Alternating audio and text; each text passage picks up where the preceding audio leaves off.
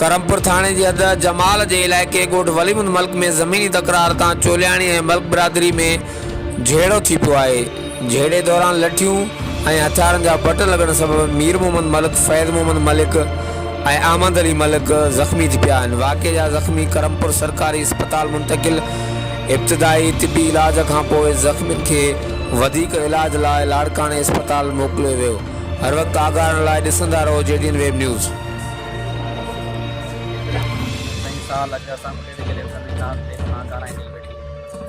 वरी वॻदे हाणे असांजी ज़मीन ते कब्ज़ो कयईं, फायरिंग करे फायरिंग खां पोइ असांखे FIR दाख़िल कराई। FIR खां पोइ असां इhtजाज कया आहिनि। अॼु असांजी जैकाबाद SP वटि इंक्वायरी असां कंप्लेन कई थी। उते कंप्लेन पहुची निकितो आहे निकट आयो आहे जथो खणी करे माण्हू 8 माण्हुनि सां गॾु हथियार सां माण्हू ज़ख़्मी कया अथईं।